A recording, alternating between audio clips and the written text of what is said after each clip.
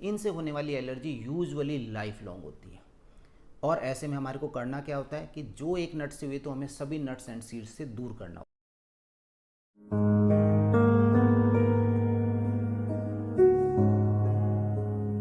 Welcome friends. दोस्तों, अभी 3-4 दिन पहले एक फादर आए थे अपनी बच्ची को लेकर के। एज उसकी 3 या 3.5 साल थी और सडनली उसकी आंखों के यहाँ पर स्वेलिंग आ गई थी और स्वेलिंग भी बहुत ज़्यादा आ गई थी। उसकी आंखें खुल नहीं पा रही थी। जब उनसे बात की मैंने तो पता चला कि वो खुद भी मूंगफली खा रहे थे और अपनी बच्ची को भी उन्होंने मूंगफली खिलाई थी और मूंगफली खिलाने के कुछ ही देर के अंदर ये स्थिति आ गई थी। मतलब ये एक फूड एलर्जी थी। कोई भी फूड जो हम खा रहे हैं या बच्चे को खिला रहे हैं वो एलर्जी का कारण हो सकता है। याद रखिए, कोई भी फूड में यूजुअली जो प्रोटीन्स होती हैं उसको हमारा इम्यून सिस्टम एक गलत तरीके से पढ़ लेता है और उसके बाद कुछ ऐसे केमिकल्स हमारे इम्यून सिस्टम से निकलते हैं जो कि हमारे यहाँ पर हमारी जो स्किन है वहाँ पर रैशेज ला सकते हैं, रनिंग नोज हो सकती है, खांसी हो सकती है, उल्टी दस्त हो सकते हैं, या फिर बहुत सीरियस केसेस के अंदर ब्लड प्रेशर डाउन हो सकता है, एनाफाइलैक्सिस की रिएक्शन हो सकती है, व्यक्ति की जान जा सकती है। वैसे तो कोई भी फूड एलर्जी का कारण हो सकता है, लेकिन 8 फूड इस तरह के होते हैं। ये 8 फूड जो हैं वो एलर्जी के कॉमन कॉजेज होते हैं। मुख्य रूप से साधारणतः इनकी वजह से एलर्जी हो सकती है। तो आज की इस वीडियो को बनाने का मेरा उद्देश्य यही है कि एज ए पेरेंट आपको ये पता होना चाहिए कि जब हम ये फूड बच्चे की डाइट में दे रहे हैं उसे, तो हमें पता होना चाहिए कि ये एलर्जी का कारण हो सकता है। और ऐसे में यदि आपको पता रहेगा, उसके लक्षणों को आप जान पाएंगे, तो तुरंत आप डॉक्टर के पास जा सकते हैं और डॉक्टर को दिखाना है। तो देखिए, इस वीडियो को इस तरह से इंटरप्रेट नहीं करना, ऐसे मत समझिएगा कि ये 8 फूड हमें बच्चे को देने नहीं है। ये 8 फूड जो हैं ये बहुत न्यूट्रिशियस हैं, ज़रूर देने हैं। बस ध्यान में रखना है कि मेरे बच्चे को इसकी वजह से कोई फूड एलर्जी तो नहीं हो रही है। तो इनमें नंबर 1 जो है, स्टार्ट करते हैं। सबसे पहले है काऊ मिल्क। जी हाँ, गाय का दूध। देखिए, मैंने देखा कि बहुत ईगर होते हैं पेरेंट्स या ग्रांड पेरेंट्स बच्चे को काऊ मिल्क देने के लिए। उनको ऐसे रहता है कि जल्दी से माँ के दूध से स्विच ओवर करके उसको किस पर ले लें, गाय के दूध पे ले लें। प्राकृतिक रूप से गाय का दूध बछड़े के लिए बना हुआ है, गाय के बच्चे के लिए। भैंस का दूध भैंस के बच्चे के लिए। मेरी माँ का दूध हमारे लिए है। क्यों? क्योंकि गाय का जो बच्चा है या भैंस का जो बच्चा है, जानवरों के बच्चे, उनका साइज़ बहुत तेज़ी से बढ़ता है। आज आप देखेंगे और 10 दिन बाद देखेंगे, 1 महीने बाद देखेंगे, तो उनका आकार जो है वो बहुत ज़्यादा बढ़ चुका होता है। तो नेचुरली उनके दूध के अंदर वो तत्व डाले गए हैं प्राकृतिक रूप से जो कि उसके आकार को बढ़ाने में मददगार है। जबकि हमारा बच्चा जो है उसका बुद्धि का विकास तेज होता है, ब्रेन की ग्रोथ एंड डेवलपमेंट तेज़ी से होता है। तो प्राकृतिक रूप से मेरी माँ के दूध के अंदर वो तत्व हैं जो कि हमारे ब्रेन के लिए बहुत ज़रूरी हैं। ऐसे में बहुत जल्दी ईगर मत होइए।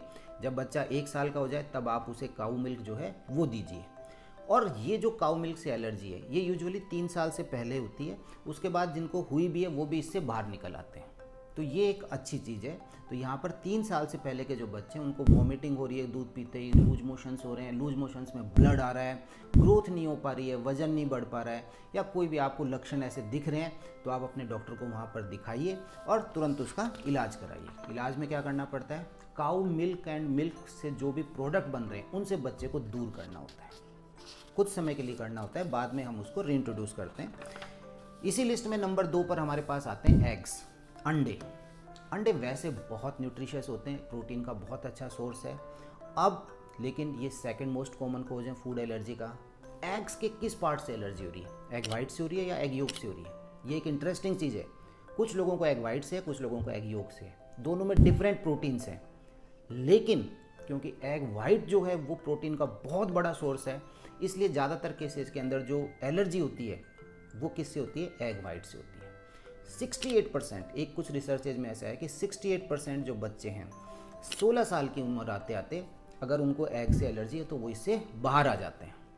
यहाँ पर एक बात आप नोट कीजिएगा, अगर एग से एलर्जी हुई है और दोबारा आप एग देने जा रहे हैं तो थोड़ा सतर्क रहिएगा, क्योंकि सेकंड टाइम जो एलर्जी आएगी उसका रूप तेज हो सकता है, उसके लक्षण पहले वाले से ज़्यादा गंभीर हो सकते हैं। और ऐसे ही ज़्यादातर एलर्जी वाली कंडीशन से इसमें होता भी है।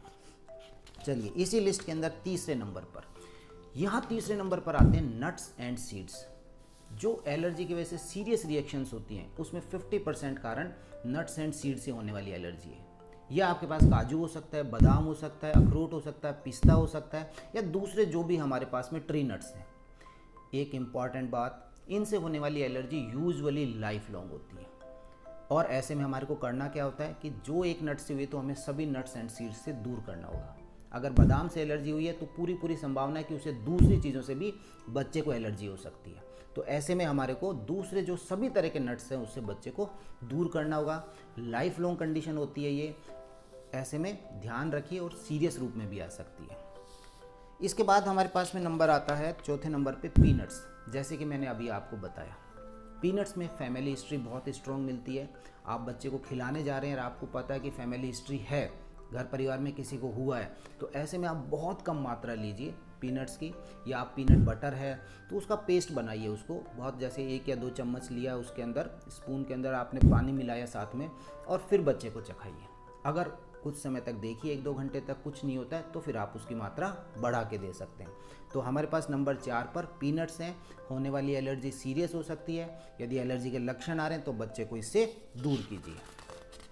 इसके बाद हमारे पास पीनट्स के बाद 5वें नंबर पर आते हैं शेलफिशेज। ये शेलफिशेज जो मछलियाँ हैं उसकी 2 प्रजातियाँ होती हैं, जिसे हम बोलते हैं क्रस्टेशियन और मोलस्का। ये 2 प्रजातियाँ जो होती हैं इससे मुख्य रूप से लोगों को एलर्जी होती है। और यहाँ पर एक इंटरेस्टिंग चीज़ क्या है कि ये केवल खाने से नहीं होती, इधर अगर इनकी प्रिपरेशन चल रही है और उसकी गंध भी आ गई है तो भी एलर्जी के लक्षण आ सकते हैं। स्किन पे रैशेज आ सकती हैं, रनिंग नोज हो सकती है, या दूसरे जो लक्षण मैंने आपको अभी बताए हैं। तो ये शेलफिशेज जो है, इवन इनकी प्रिपरेशन, इनकी स्मेल से, इनकी गंध से जब ये बन रही हैं उससे भी लोगों को एलर्जी हो सकती है। कई बार सीरियस हो सकती है। सीरियस कंडीशन में ऐसे में लोगों को एक एपिनेफ्रिन इंजेक्शन जो होता है, ऑटो इंजेक्टर, उन लोगों को बताया जाता है कि ये आप अपने साथ कैरी करें। और जब लक्षण होते हैं तो वो उसको, ऑटो इंजेक्टर है उसका यूज करते हैं और बड़ी जो घटना या दुर्घटना हो सकती है उससे बचते हैं। अगले 6ठे नंबर पर हमारे पास आते हैं गेहूँ, व्हीट। जी हाँ, गेहूं की वजह से एलर्जी जो है वो गेहूं में कोई सैकड़ों तरह की प्रोटीन होती है, उसमें किसी भी एक प्रोटीन से हो सकती है। ऐसे ही एक सीलियक डिजीज है, सीलियक डिजीज में ग्लूटेन, गेहूं में ग्लूटेन नाम की प्रोटीन है, उसकी वजह से हो रही है। तो अगर व्हीट एलर्जी है तो व्हीट को डाइट से अलग करना है। लेकिन ग्लूटेन से एलर्जी है तो केवल व्हीट ही नहीं, ग्लूटेन और भी फूड्स में मिलता है, तो जो भी दूसरे ग्रेन्स में मिल रहा है वहाँ से उन सबको हटाना होगा। तो दिस इज़ द डिफरेंस।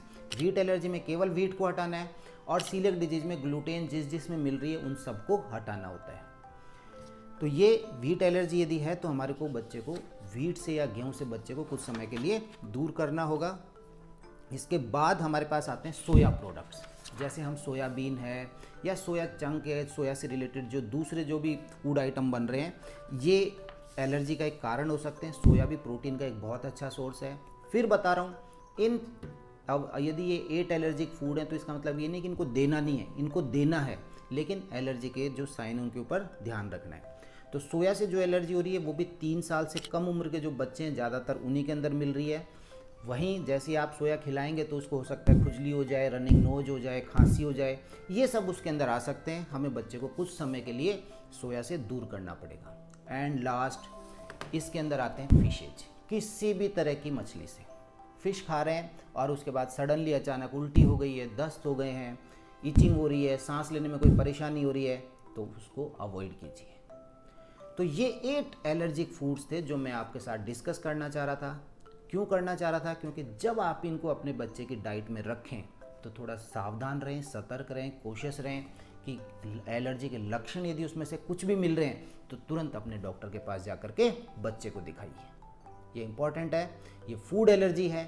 उम्मीद करता हूँ इस वीडियो से आपको इन्फॉर्मेशन मिली होगी, और यदि ये इन्फॉर्मेशन आपको अच्छी लग रही है तो इसे लाइक करें, शेयर करें एंड प्लीज़ चैनल को सब्सक्राइब करें। Thank you.